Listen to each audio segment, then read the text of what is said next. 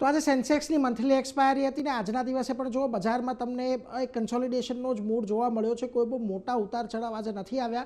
એક flat level પર બજારે આજે કામકાજ કર્યું ને ફ્લેટ લેવલ પર જ ક્લોઝિંગ જોવા મળ્યું છે. નિફ્ટી જુઓ ઓલમોસ્ટ 35 પોઈન્ટ ઘટીને, સેન્સેક્સ લગભગ 100 પોઈન્ટ ઘટીને બંધ થયું.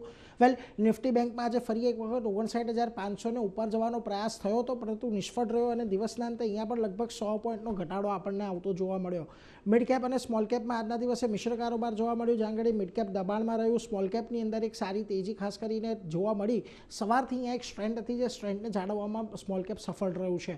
વાત કરી લઈએ સેક્ટરની, તો આજે મોટાભાગના સેક્ટર તમને ઘટાડા તરફી જ કામકાજ કરતા દેખાયા છે. એમાંથી જુઓ capital market, oil and gas, pharma counter, PSU bank, આ બધાની અંદર આજે તમને ખાસ કરીને વેચવાલી આવતી જોવા મળી છે. વેલ, નિફ્ટીના ફ્રન્ટ પરથી વાત કરી લઈએ. સૌથી પહેલાં જે ઘટનારા કાઉન્ટર્સ છે ત્યાં જો InterGlobe Aviation, doctor Reddy's, Wipro, Adani enterprise જેવા કાઉન્ટર રહ્યા કે જ્યાં આગળ તમને આજે ઘટાડો આવતો જોવા મળ્યો, પરંતુ અમુક જગ્યાએ સારી તેજી પણ હતી.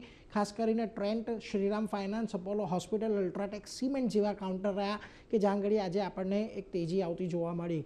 આ ઉપરાંત તમને મિડકેપમાં આજે જ્યાં ઘટાડો આવતો જોવા મળ્યો એમાં જુઓ બીએસસી, કોફોર્જ, પરસિસ્ટન્ટ અને એચડીએફસી એએમસીનો સમાવેશ આજના દિવસે થાય છે. પરંતુ જ્યાં તેજી રહી આજના દિવસે મિડકેપમાં, ત્યાં જુઓ Bharat dynamics, NTPC, green Indus tower અને નાલ્કો જેવા કાઉન્ટર હતા કે જ્યાં આગળ તેજી આપણને જોવા મળી.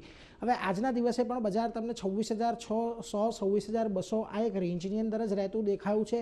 આવતીકાલે બજાર બંધ છે, વૈશ્વિક બજારો પણ બંધ થશે, એટલે શુક્રવારે ખાસ કરીને અહીંયાથી આપણને 26,100નો એક મહત્વનો સપોર્ટ રહેશે. જો એ નથી બ્રેક થતો તો પછી આપણને કદાચ એક આ કન્સોલિડેશન ચાલુ રહેતું જોવા મળશે. પરંતુ જો 26,100 બ્રેક થાય છે તો પછી વધારે ઘટાડો અહીંયાથી આપણને બજારમાં આવતો જોવા મળી શકે છે.